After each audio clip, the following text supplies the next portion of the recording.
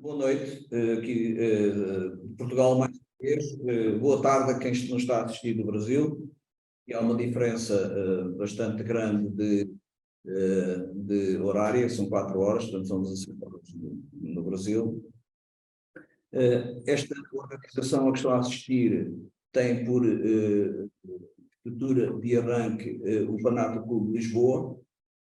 O Fanato de Lisboa é um clube que está constituído em Portugal há 43 anos e focado fundamentalmente nos aspectos que têm a ver com a formação, a sensibilização e a defesa dos valores morais do desporto da integridade brasileira. Para que este evento tivesse possibilidade de ser organizado, contamos com vários parceiros que desde a primeira hora nossas iniciativas, um deles o Instituto de Desporto e Juventude, o outro o Panato Distrito do Brasil, o outro o Conselho Federal de Educação Física, a Fundação do Desporto e também a Faculdade de Nutrição Humana da Universidade de Lisboa, que é exatamente de onde estamos a transmitir este Ética Summit. Temos também, contamos com vários parceiros de mídia, um deles a Bola, o outro Sport Magazine, a Rádio e Televisão Portuguesa e um parceiro tecnológico que é do GEP, que está a suportar a infraestrutura e suportará nestes dois dias que vêm também a infraestrutura do Ética Summit. O Ética Summit dirige-se a todo o espaço lusófono, desde Angola, Brasil, Cabo Verde, Guiné-Bissau, Moçambique, Portugal, São Tomé e Príncipe e Timor. E dizer-vos em primeira mão que contam-se inscritos para trabalhos que se seguem nos próximos 2 dias 1005 participantes. É um número recorde para uma organização que cobre esta geografia do espaço lusófono. É um desafio muito grande pelas diferenças horárias e pelas estruturas de vida das várias pessoas, nomeadamente por aquilo que acontece nas circunstâncias do país. Por exemplo, no Brasil está neste momento a viver um período alto das suas eleições e, portanto, organizando o interesse e a participação de todos os brasileiros que, apesar de todo este empenhamento que existe na vida política, não deixaram de se inscrever para participar. O Ética Summit conta com uma comissão de honra que é constituída por um número de 31 presidentes de comitês olímpicos, comitês paralímpicos e associações de topo das classes profissionais, nomeadamente treinadores e árbitros, e também de aquilo que se costuma chamar stakeholders, as estruturas, segmentos que acompanham a área do desporto, nomeadamente jornalismo desportivo e também dos juristas. Em paralelo com esta comissão de honra, nós temos uma comissão de apoio institucional que reúne 72 presidentes da federações esportivas portuguesas e que têm estes nomes e das confederações brasileiras num número de 72 presidentes. Esta comunidade toda que desde a primeira hora se associou à Ética Summit representa efetivamente um esforço grande em patrocinar esta intenção de dar corpo a esta iniciativa na área da ética desportiva. Tal como devem reparar da constituição desta Comissão de Honra e da Comissão de Apoio Institucional, a intenção deste evento é justamente direcionar-se para todo o tecido desportivo de base. A nossa preocupação é chegar à classe dos treinadores, aos atletas, aos dirigentes esportivos, aos jornalistas esportivos, aos professores de educação física, aos juristas na área do desporto e todo o técnico que rodeia a área do desporto. Contamos também, por exemplo, na nossa Comissão de Apoio Institucional, organizações de outras áreas, nomeadamente, por exemplo, da Comissão de Honra da Confederação Nacional das associações de pais, o que demonstra uma conexão com aquilo que são as preocupações da chamada de valores às camadas mais jovens. A nossa agenda vai ser uma agenda de grande trabalho, orienta-se nestes 4 grandes blocos temáticos. Esses 4 grandes blocos temáticos têm exatamente a mesma estrutura que eu gostava de explicar brevemente. Os 4 grandes blocos são da ética do desporto à ética do desporto, a integridade do desporto, novos riscos e novas exigências, o Programa Mundial Antidopagem na defesa do praticante esportivo limpo e a inclusão e igualdade numa abordagem ético-jurídica.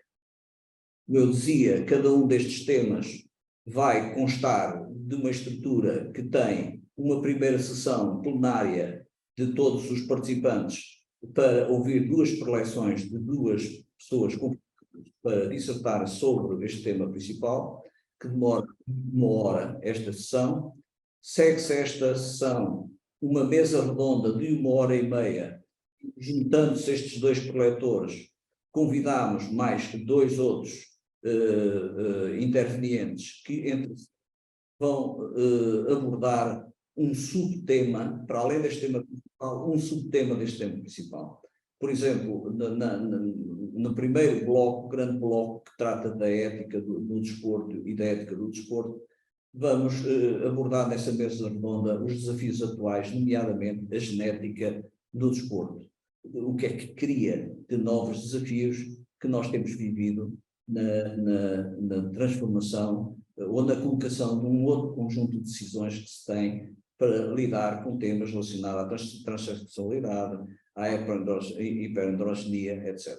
São áreas que o desporto deve encontrar.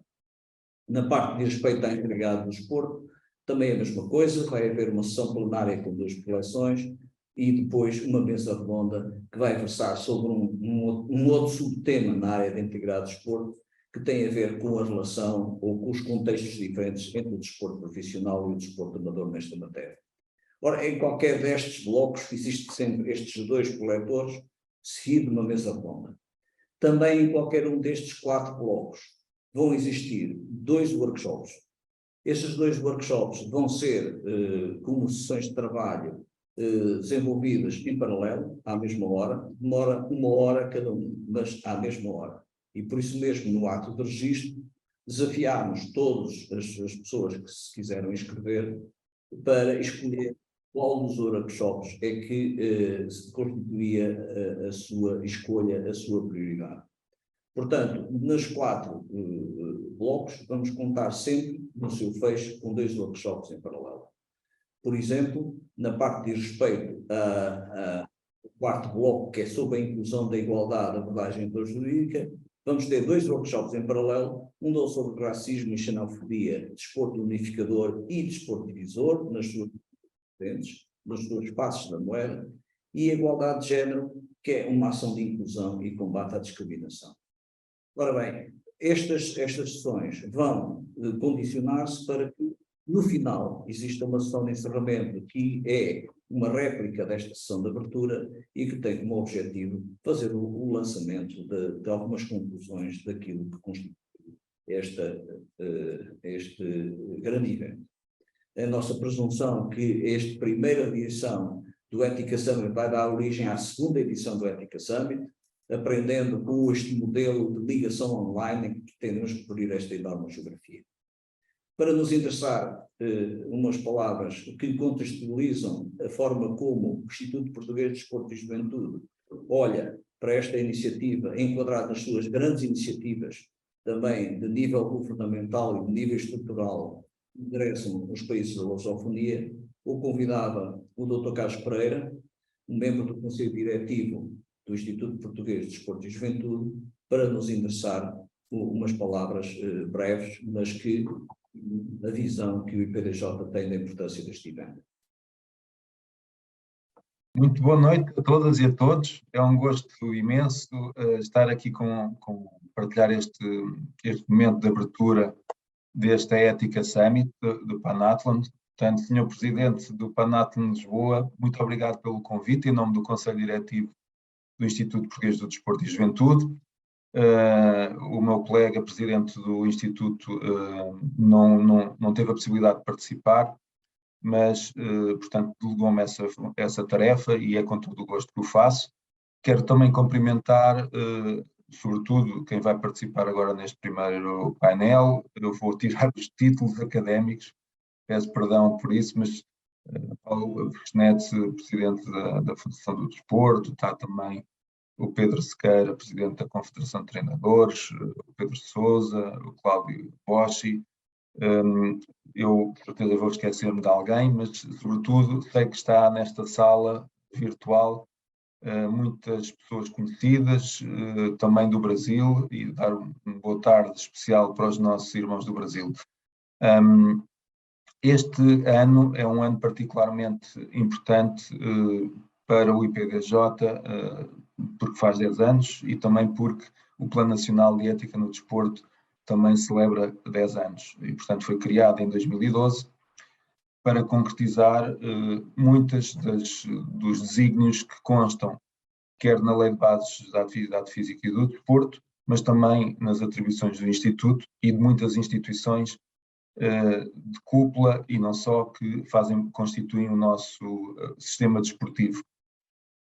E, portanto, o Plano Nacional de Ética no Desporto pretende precisamente apostar na educação e na visibilidade e reconhecimento do lado positivo da prática desportiva, entendendo aqui a prática desportiva não apenas a prática desportiva formal, realizada no contexto associativo dos clubes, das associações distritais, das federações desportivas, mas também numa perspectiva eventualmente mais abrangente, numa ótica do desporto informal, do desporto praticado ao longo da vida e numa atitude de participação cívica dos cidadãos relativamente ao desenvolvimento económico, ao equilíbrio e estabilidade social e sobretudo, nos últimos tempos, cada vez mais importante, na sustentabilidade ambiental.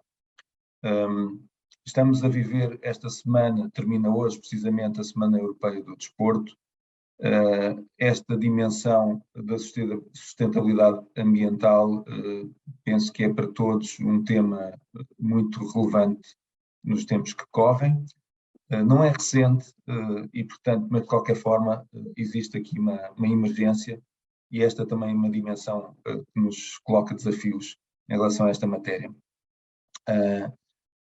Encaramos a ética no desporto e com todos os parceiros, neste caso com o Panathlon de Lisboa, mas com todos os parceiros, desde as federações, os comitês olímpico, paralímpico, e também no âmbito da Conferência de Juventude e Desporto da CPLP, portanto estão aqui também muitos parceiros com essas responsabilidades, como um contributo para a concretização dos direitos humanos através do desporto.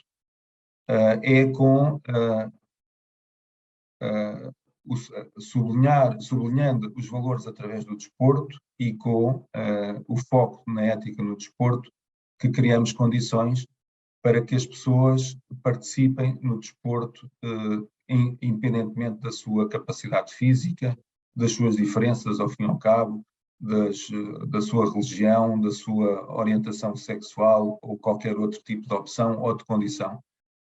E, portanto, é nesta ótica também que nós olhamos para a ética no desporto. E para isso, para que tenha sucesso, para que consigamos atingir objetivos de garantir a acessibilidade a todos e a todas, este processo tem que ser um processo intencional, sistemático, intersetorial, não é uma responsabilidade apenas do setor do desporto, e multinível. Multinível entendendo aqui o âmbito internacional, da cooperação multilateral, nacional, em cada um dos nossos estados, regional e local, mas também não só das entidades públicas, mas também das entidades da sociedade civil e das empresas. E, portanto, o que pretende é atuar em todas estas dimensões, desde as áreas mais tradicionais relacionadas com a ética no desporto, já foi aqui referida a questão do doping, mas também temos desafios relacionados com os jogos combinados, da desigualdade de género, da violência sobre jovens praticantes, sobretudo, mas em relação a todos os segmentos da população, da violência que existe entre agentes desportivos, nos espetáculos desportivos, às vezes linguagem também violenta, quer nas redes sociais, quer nos órgãos de comunicação social mais tradicionais. Mas temos outros temas que, como referi há pouco, nos vão desafiando. As questões relacionadas com a sustentabilidade, quer seja nos eventos, das instalações desportivas, até dos próprios quadros competitivos, que obrigam a muitas deslocações, e eventualmente podem ser pensados de forma diferente. As questões relacionadas com a digitalização, desde os jogos eletrónicos, também ao valor que pode ser criado através da digitalização e, ao fim e ao cabo, o contributo que o desporto também pode dar para a concretização dos Objetivos de Desenvolvimento Sustentável. Estes 10 anos de história do Plano Nacional de Ética no Desporto já nos permitiram produzir um leque muito alargado de recursos, e a mensagem também que quero deixar nesta sessão de abertura é que, naturalmente, o IPDJ, através do Plano Nacional de Ética no Desporto, está totalmente disponível para disponibilizar os seus recursos que foram criados ao longo destes anos, destes 10 anos, desde os que foram criados numa perspectiva de formação de agentes desportivos. Realizámos mais de 2.500 ações de formação e, portanto, há muito conteúdo produzido para concretizar estas ações, que obviamente estará disponível para todos. Também muitas publicações foram feitas, mais do que 20 obras produzidas. Também partilhar as metodologias que nos ajudaram a construir e ir melhorando concursos que nós promovemos anualmente, o concurso literário Ética na Vida e no Desporto, mais direcionado para a população escolar, o prémio de imprensa na Ética do Desporto, o prémio de investigação, e portanto que tem todos estes prémios e concursos têm instrumentos de gestão, regulamento, e portanto totalmente disponíveis para partilhar essas experiências e, sobretudo, os 2 projetos mais emblemáticos, se calhar, do Plano Nacional de Ética no Desporto, que é o Cartão Branco, que existe desde 2015, que envolve 71 entidades parceiras, 25 modalidades, e que obviamente também teremos todo o gosto em partilhar, incentivar, trocar ideias.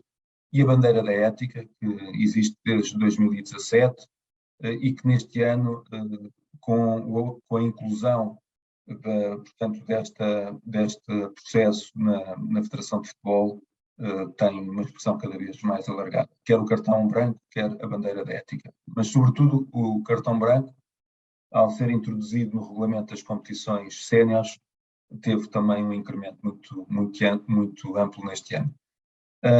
Temos colaborado no âmbito, como referi, da Conferência de Juventude e Desporto da CPLP, com alguns Estados, através do Plano de Ética no Desporto na CPLP, nomeadamente com Angola, Cabo Verde, Moçambique, Guiné-Bissau e São Tomé, e obviamente disponíveis para, num próximo ciclo, colaborar também com os nossos irmãos do Brasil, Timor e Guiné Equatorial. E, portanto, é com muito interesse, muita atenção que nós vamos seguir esta fantástica iniciativa do PAN-Athlon de Lisboa. Estamos certos que este summit vai produzir muitos contributos e que nós iremos estar atentos, iremos também absorver a reflexão que for feita durante estes dias e, portanto, deixar um obrigado muito grande ao PAN-Athlon de Lisboa por promover esta iniciativa e desejar bom trabalho a todos e que as ideias sejam produtivas e que sejam de utilidade para todos nós. Muito obrigado mais uma vez pelo convite e boa noite e boa tarde para o Brasil. Obrigado pelas suas palavras, Dr. Carlos Pereira. Eu chamaria agora para trocar algumas impressões.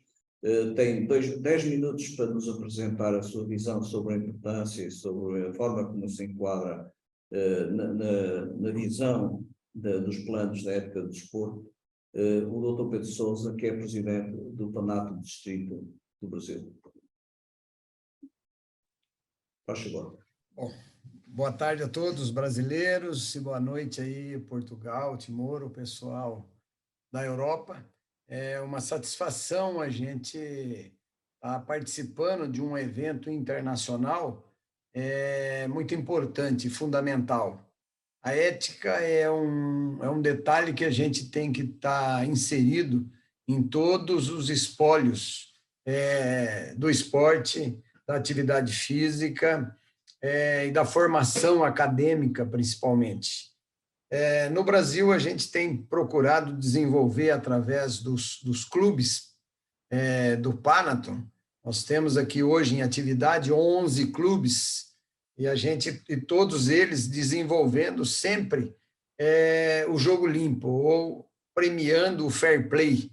Quer dizer, o fair play é em função desse trabalho que a gente vem aí buscando a todo instante, com a parceria com outros clubes. É o caso aí do Panathon Clube de Lisboa, onde o ano passado, na pandemia, junto com o professor Mário Almeida, o Panathon Clube de Sorocaba, através do seu presidente, o Eloy Ferreira, o Ademir de Barros também, que hoje é o atual presidente do Panathon Clube Sorocaba. Ademir de Barros é o famoso Paraná que jogou em vários clubes aqui do Brasil, São Paulo Futebol Clube, e participou da Copa do Mundo de 1966 na Inglaterra, juntamente com o Pelé, e hoje ele é o presidente aqui do Panathon Clube Sorocaba.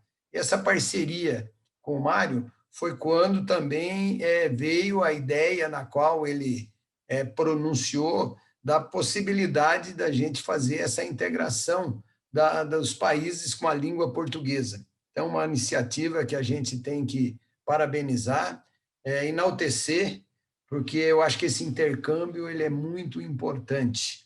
E a gente aí, através dos membros representantes do Brasil, que é o Renan Turini, que é o presidente do Panathon Clube de Jaú, o Giorgio Stiliano Hatzidzakis, que hoje é da Secretaria Nacional de Esportes, lá no Ministério da Cidadania, em Brasília, presidente do Panathon Clube de São Paulo, e a Solange Guerra Bueno, que também é integrante do Panathon Clube de Sorocaba, que teve no dia a dia, junto com o Fábio, com o Mário, discutindo todas as temáticas e conteúdos que pudessem levar a todos os participantes representantes aí da língua portuguesa. Eu quero agradecer também aqui o nosso presidente Cláudio Boschi, que é do Conselho Federal de Educação Física, porque no Brasil a nossa profissão ela é regulamentada, na qual ele vai ter oportunidade de falar sobre essas atividades, principalmente na parte ética da atuação do professor de educação física, que no Brasil nós tratamos como profissional de educação física, aquele que é regulamentado e registrado através do seu conselho. Eu pertenço ao Conselho Regional de Educação Física do Estado de São Paulo, onde o nosso presidente, o Nelson Leme da Silva Júnior, que também é um panatleta aqui no Brasil, que desenvolve todo um trabalho com a educação física. Nós temos também uma parceria com a Federação Paulista de Futebol, onde a gente procura premiar no Campeonato Paulista de Futebol Profissional a equipe mais disciplinada da competição, com aquelas equipes que têm menos cartões amarelos, vermelhos, ou a equipe que tem um comportamento adequado ao prêmio que o Panathon procura premiá-los. Aqui em Sorocaba também nós temos parceria com a Secretaria de Esporte e Qualidade de Vida, na qual também hoje eu estou no cargo de secretário municipal de esportes, onde a gente premia também com fair play todas as categorias do futebol varziano, que é um futebol amador, onde nós temos a 4ª divisão, 3ª divisão, 2ª, 1ª, 2 categorias no veteranos, nos jogos escolares que estão em andamento agora, nesse momento, com 11 modalidades, principalmente o basquete, o vôlei, o handebol, atletismo e todas as modalidades, e a gente procura levar o fair play e também a carta dos pais no esporte, que o Panato sempre tem desenvolvido. Porque sabe que um dos grandes problemas que a gente atravessa, principalmente nessa parte ética, é talvez o comportamento dos pais. Talvez não é um privilégio só do Brasil, que isso talvez possa estar acontecendo também em Portugal, em Timor e outros países, onde às vezes a interferência do pai nas categorias menores acaba trazendo sérios problemas de comportamento, de problemas éticos mesmo em relação a essa situação. Então, a gente tem desenvolvido, a gente tem procurado desenvolver da melhor forma possível essas parcerias com a Secretaria de Esporte e Qualidade de Vida, com a Confederação Brasileira de Handebol, com a Federação Paulista, com o Conselho Regional de Educação Física, com o Conselho Federal, com a ABCD aqui no Brasil, que é a Autoridade Brasileira de Combate ao Doping, que é um órgão da Secretaria Nacional de Esportes, que procura, junto com a ADA, desenvolver todos os controles em relação ao doping nas competições oficiais aqui do Brasil. E a gente procura desenvolver sobre todos esse aspecto. Ressaltar esse trabalho não só de Sorocaba, como também do Panathon Clube Votorantim, que tem um campeonato nacional das categorias de base, do Sub-15, onde o último título, quem ganhou aqui do Fair Play foi o Santos Futebol Clube, que é a equipe do Pelé, e todos os clubes grandes participam dessa competição, como Palmeiras, Corinthians, o Internacional de Porto Alegre, Cruzeiro, Flamengo, Fluminense, e todos os meses de janeiro, essa competição ela também é contemplada com o troféu Fair Play. São Paulo desenvolve, não só no handebol como no futebol, que eu falei, a premiação do Fair Play. Aí nós temos Taubaté, São José dos Campos, Panathon Clube de Recife, Juiz de Fora também desenvolve um trabalho muito forte na premiação do Fair Play, em todas as categorias, desenvolvendo esse trabalho também na formação, nas crianças, no jovem, no campeonato amador que eles fazem lá. Ribeirão Preto, Piracicaba, Piracicaba também com o Kimball, que é uma modalidade específica, regional, e faz um trabalho ético também muito importante, como também Mococa e Jaú, que o Renan também será um dos palestrantes, deverá abordar todo esse trabalho que é desenvolvido não só na faculdade, como também nas competições esportivas. E o Panathon Internacional Distrito Brasil tem feito também uma parceria muito forte com as instituições de ensinos, ou seja, com as faculdades de educação física, que são as formadores dos professores e dos técnicos esportivos, procurando levar, através de palestras, todas as informações importantes que têm que ser feitas. Pois não, Mário? Então, todo esse trabalho que é desenvolvido. Então, eu fico muito feliz do Distrito Brasil estar participando. Eu acho que todos vocês que estão na sala aqui acompanhando, o pessoal do Brasil, que eu vi aí o Maurício de Taubaté, que está presente, e outros participantes. Então, eu acho que vai ser 3 dias aí importantes e muito rico em relação a isso. E cumprimentar novamente o Panathon Clube Lisboa, o Mário e o Fábio e demais parceiros aí de Portugal. Estamos sempre juntos aqui à disposição de vocês. Muito obrigado, Mário. Obrigado. Boa tarde aí para Pedro. Eu pedia ao professor Cláudio Boschi, que é presidente do Conselho Federal de Educação Física, que nos pudesse também endereçar 10 minutos de apreciação relativamente àquilo que, como entende, a integração desta iniciativa na grande iniciativa que o Conselho Federal de Educação Física tem à sua responsabilidade para os profissionais de educação física e para o desporto a nível do Brasil. Boa tarde, professor. Boa tarde. Para nós aqui no Brasil, boa noite na nossa querida terra-mãe, Portugal. cumprimentar também todos os membros e países de língua portuguesa. Primeiramente, um agradecimento de público ao Dr. Mário Almeida, exatamente pela benevolência para que o Conselho Federal de Educação Física, o sistema Conselho Federal e Conselhos Regionais de Educação Física pudessem estar participando, estar apoiando um evento de profunda reflexão, também um evento extremamente necessário. E me permita, doutor Mário, também fazer um cumprimento ao colega e companheiro do sistema Confef-Crefes, o Pedro de Souza, presidente do Distrito Brasil do Pânico Internacional, e, da mesma forma, estender esse agradecimento pela possibilidade do CONFEF, do Conselho Federal de Educação Física, estar presente na comissão de honra e também na comissão organizadora deste evento. Não poderia deixar de cumprimentar, em nome do Dr. Mário, a todos os organizadores, a todos os membros e autoridades participantes do evento, e um cumprimento muito especial ao professor Rui Garcia, da Faculdade de Desporto da Universidade do Porto, que inicialmente nos falou sobre o evento, sobre a possibilidade de participação, assim como ao doutor Constantino, presidente do Comitê Olímpico de Portugal. Bom, no Brasil, nós conseguimos, depois de alguns anos, depois de alguma movimentação, que a profissão de educação física se torne regulamentada.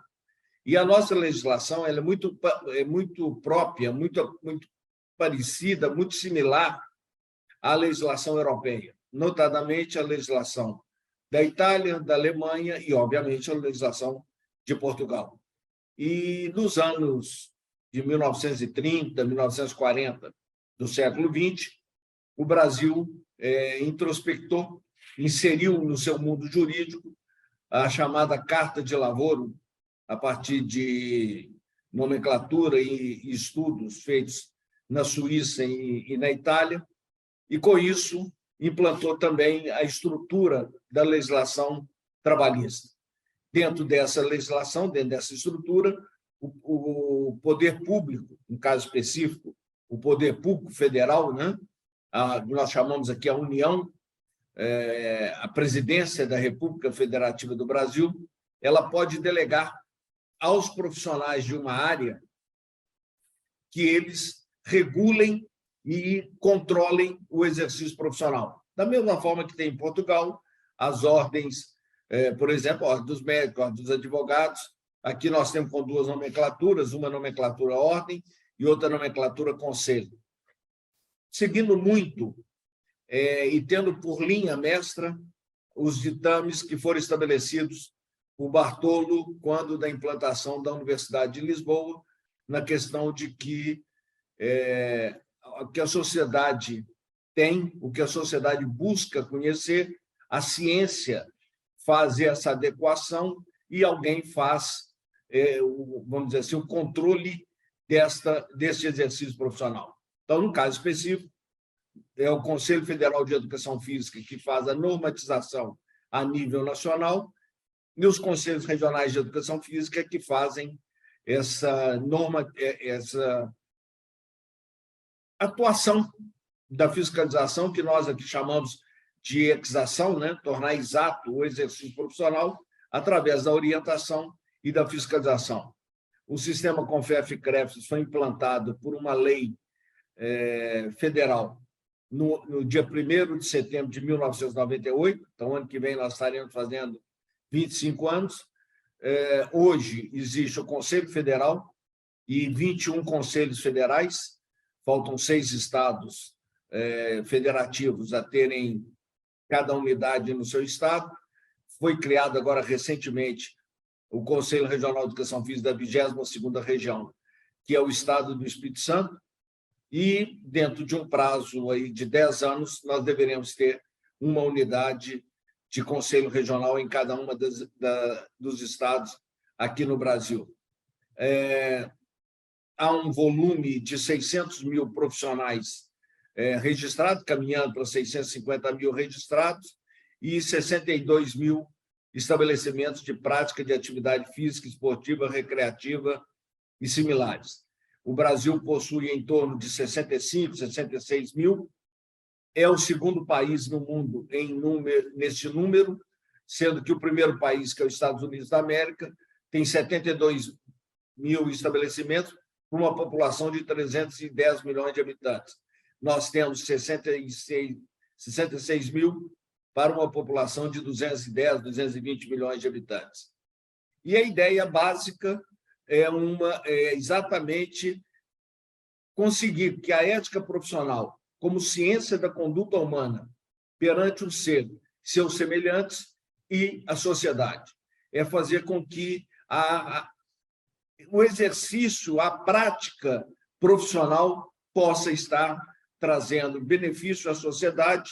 E na legislação brasileira, na atuação brasileira, o profissional de educação física, como disse há pouco tempo o Pedro, é a denominação que a lei colocou, ele atua em 3 segmentos muito fortes e que, de acordo com a legislação brasileira constitucional, são 3 chamados direitos pedra.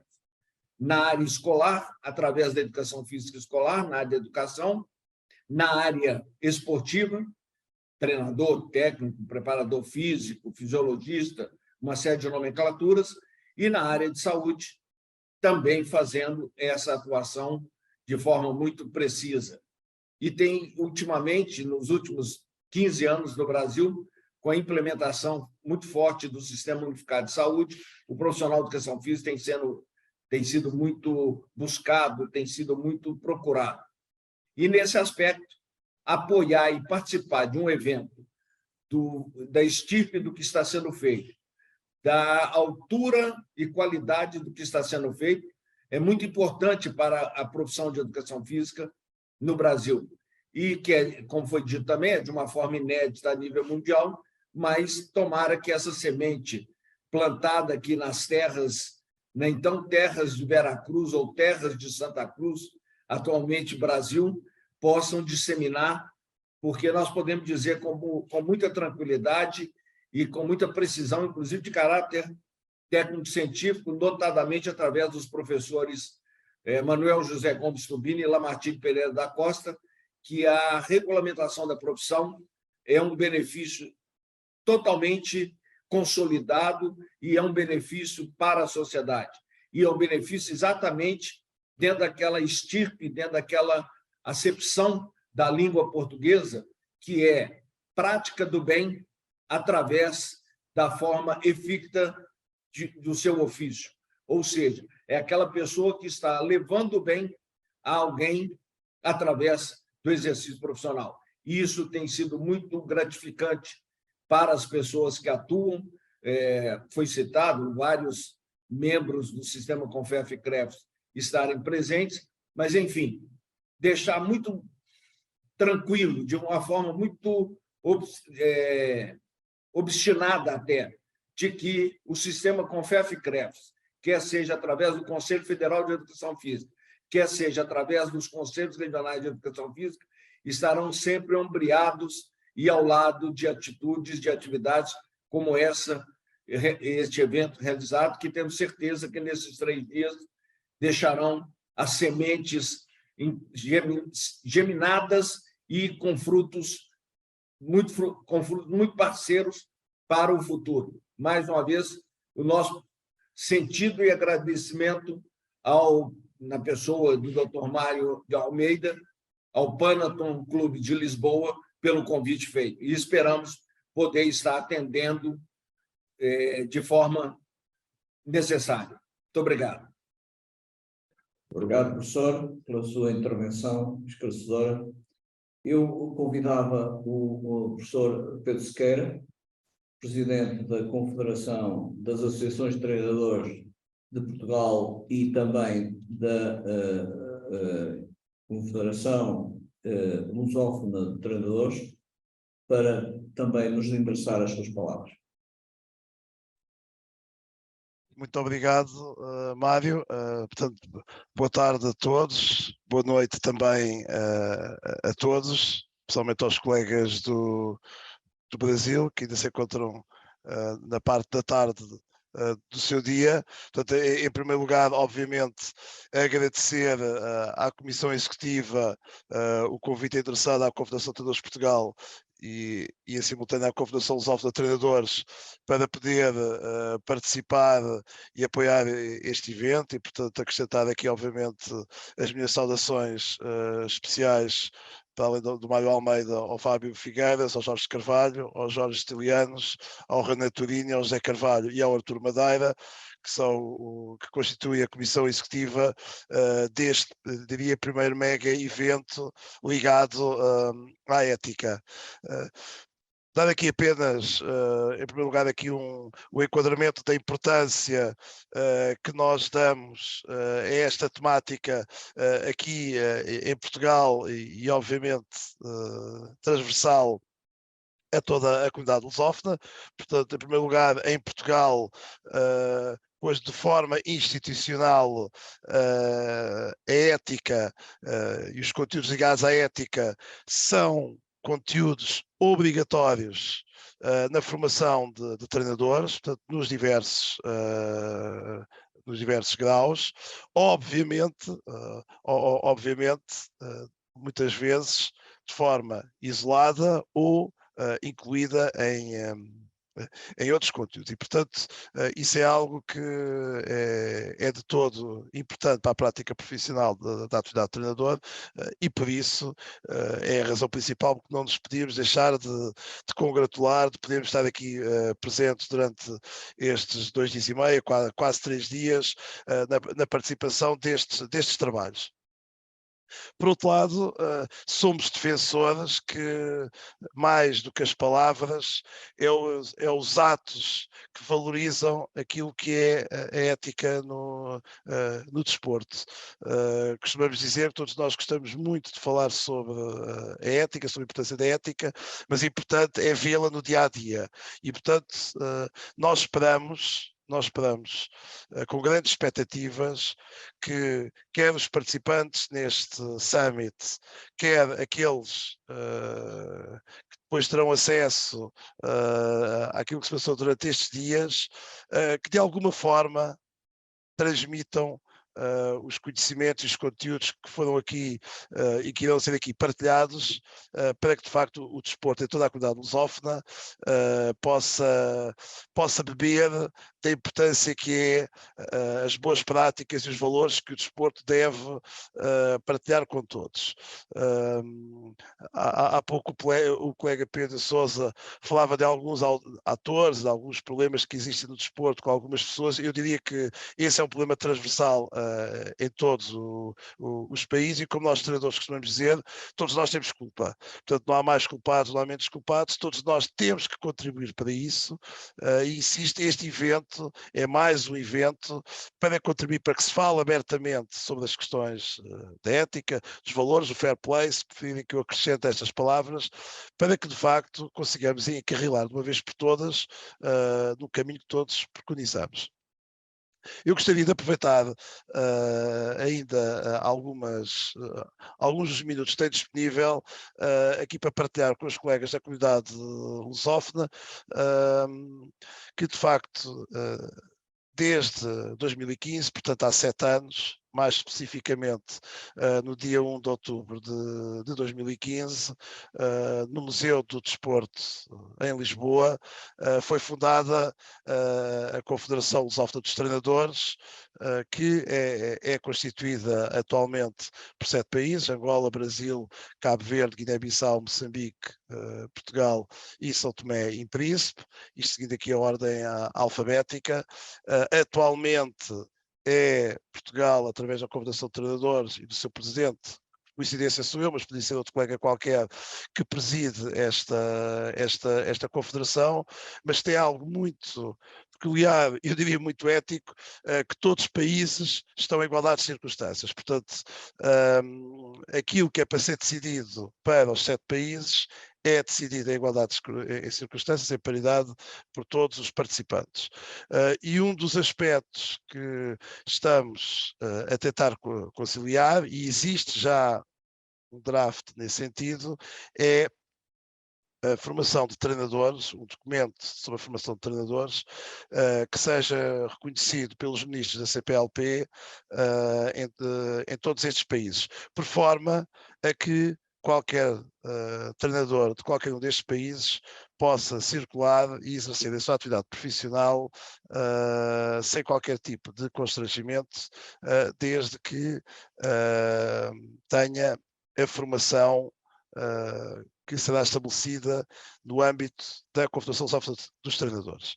Também dizer, e a questão, portanto, a Confederação Lusófona dos Treinadores não é uma iniciativa pessoal ou privada, é uma iniciativa que se encontra desde 2010, registado em ata, que foi um desejo dos ministros do desporto da altura, que representavam os diversos países lusófonos.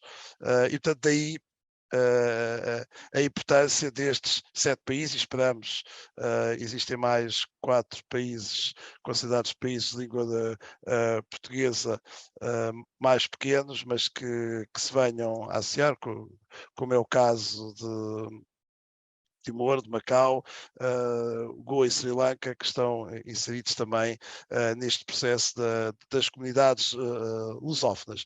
E, portanto, por aqui, portanto, validar, mais uma vez, validar a importância que nós, treinadores, damos a esta temática, pela importância que ela tem, depois também do ponto de vista profissional e do ponto de vista deontológico, e que levará durante estes dias a possibilidade de se debater algumas coisas, dando aqui um exemplo muito prático, e que já foi aqui há pouco falado por um dos colegas do Brasil, a questão de, por exemplo, no Brasil ser obrigatório, utilizando aqui a nossa terminologia europeia, portanto, as licenciaturas na área da educação física, para posteriormente poder-se exercer as outras profissões do desporto, mas a base é a educação física. E como sabem, esta não é uma prática profissional que existe nos outros países lusófonos, portanto, existem aqui diferentes abordagens à importância da educação física, da atividade física, do desporto nos diversos países lusófonos, e isto obviamente tem muito a ver com a deontologia profissional, onde também a ética tem um papel determinante. E portanto, eu terminaria.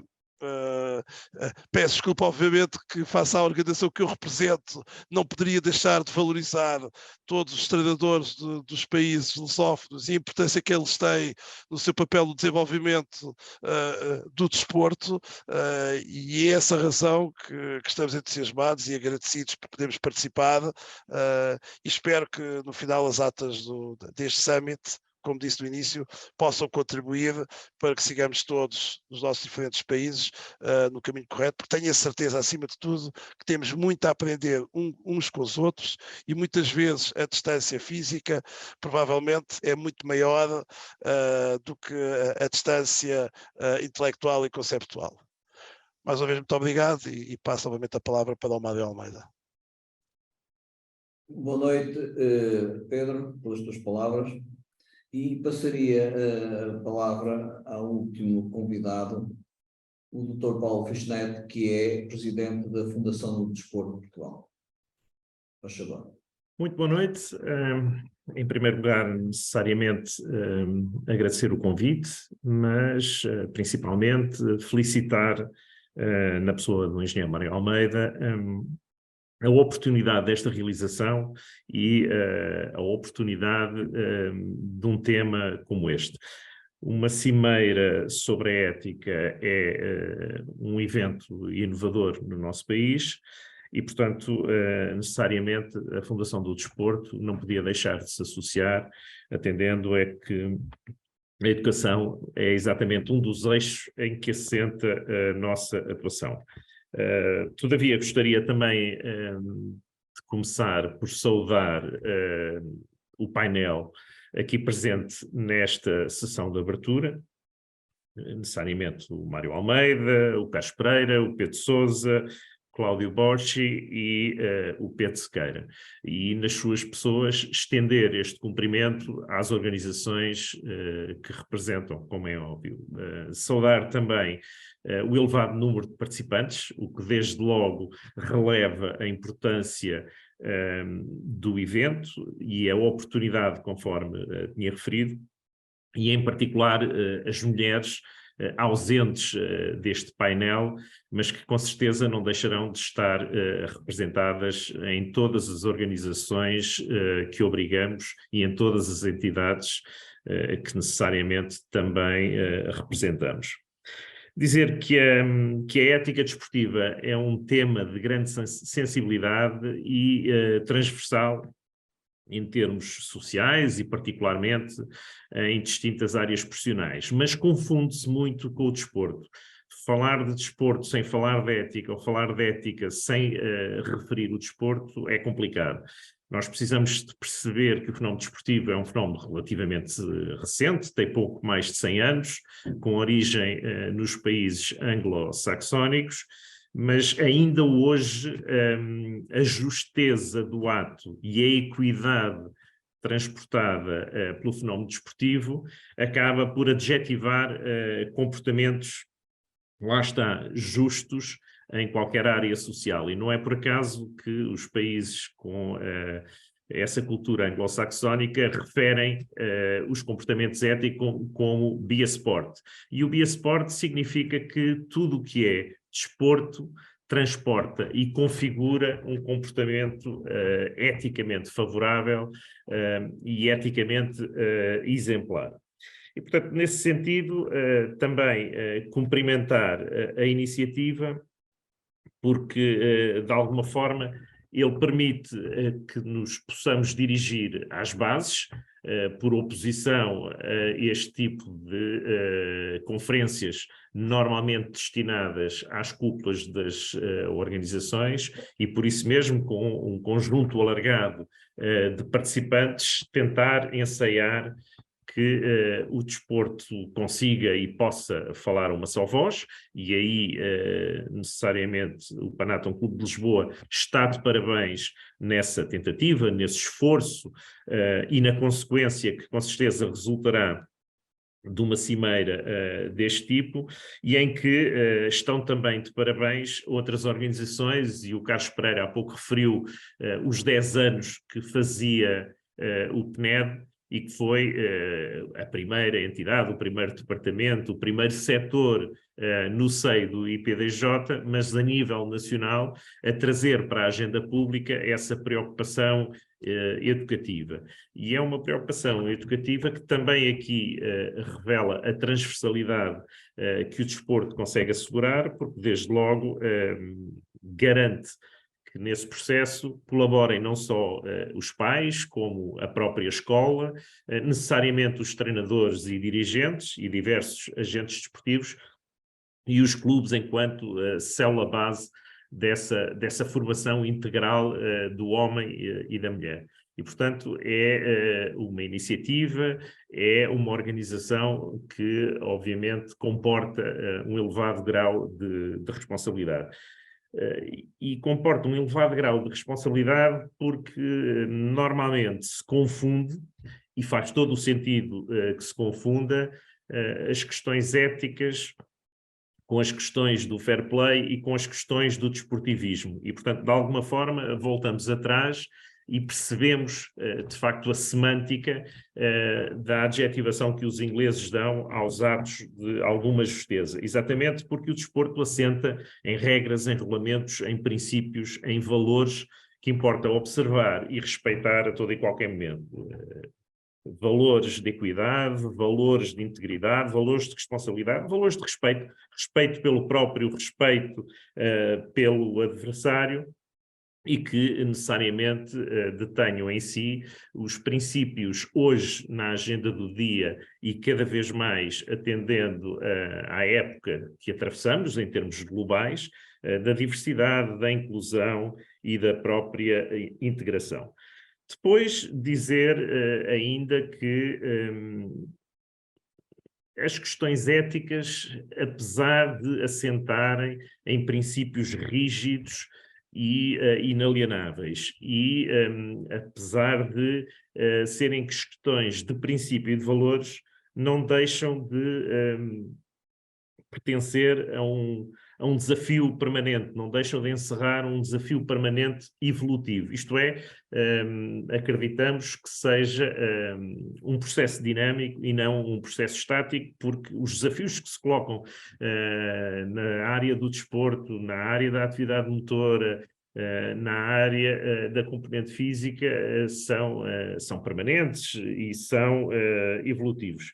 Temos questões de transparência do ponto de vista administrativo, do ponto de vista da gestão, temos questões da profissionalização por oposição à atividade mais amadora, temos as questões que já foram referidas também pelo Carlos Pereira, do jogo combinado e das apostas desportivas, e depois temos as questões até mais técnicas que configuram a batota que muitos de nós acabamos por referir, seja na simulação de lesões, seja na simulação de faltas, seja no recurso a substâncias dopantes, e daí o crescente número de agências de controle e fiscalização para esses atos ilícitos. E, portanto, perceber que a ética não é mais do que o exercício de impedimento a que se contornem as regras e regulamentos estabelecidos, e principalmente que a tentativa de contornar esses regulamentos e regras não permita que se subestimem os fundamentos técnicos da atividade. E, portanto, a nossa preocupação assenta nessas questões. Eu percebo que o programa extenso, e foi referido pelo Mário Almeida no início, o programa extenso seja, porventura, demasiado para uma cimeira de 2 dias, mas também acredito que a universalidade dos participantes, e neste caso da comunidade de países de língua portuguesa, a universalidade dos participantes, a diversidade das suas experiências e principalmente os exemplos que aportam a esta cimeira possam dar conclusões robustas, conclusões que, repito, permitam que nós consigamos falar a uma só voz e tenhamos apenas um interlocutor a representar o setor, e que esse dilema de compromisso cada vez menos subsista, cada vez menos exista, e que por isso mesmo seja tido como uma questão normal e se regresse às origens, no sentido de fazer coincidir e fazer sobrepor aquilo que nós consideramos como ética, que, repito, hoje em dia, quer nas questões de compliance em relação aos grupos empresariais e às empresas em si, quer nas questões éticas que são abordadas noutros setores, se confundam com o exemplo, e neste caso com os bons exemplos e as boas práticas do desporto, e não por alguns episódios esporádicos que nos entram todos os dias pela casa adentro e que podem, de alguma forma, manchar aquilo que desde o início se confunde com o desporto. Eu, sendo o último e tendo o privilégio de ser o último nesta sessão de abertura, pensei que ia conseguir evitar que o Mário me apontasse o dedo do último minuto. Não o consegui fazer, por isso lamento. Eu pensei que seria uma vantagem ser o último. É também uma desvantagem porque, claramente, muitos dos que me antecederam tiveram a oportunidade de referir questões instrumentais para estes 2 dias, mas gostava de terminar como comecei, agradecer o convite, felicitar o Panathlon Clube de Lisboa e principalmente desejar 2 dias muito profícuos de trabalhos a todos aqueles que nos acompanharam hoje e com certeza seguirão ainda com maior interesse as sessões dos oradores sucessivos, seja nas mesas redondas, seja nos workshops. Muito obrigado. Obrigado, Dr. Paulo Frios Neto. Tenho 0 segundos para avisar que, de novo, que amanhã vai ser início ao primeiro bloco temático a partir das 12 horas, hora de Lisboa, que tem o tema da ética no desporto à ética do desporto. Segue-se, depois da eleição de 2 intervenientes, uma mesa redonda sobre os desafios atuais, a genética no desporto. E depois desta mesa redonda e de um pequeno intervalo de 15 minutos, seguem-se duas workshops em paralelo, uma sobre o tema o desporto e o desenvolvimento de valores desde as idades jovens e o outro, ética no desporto, nas leis e regulamentos. Agradeço a todos a presença, por quem falou, por quem nos esteve a ouvir, boa noite e até amanhã. Obrigado.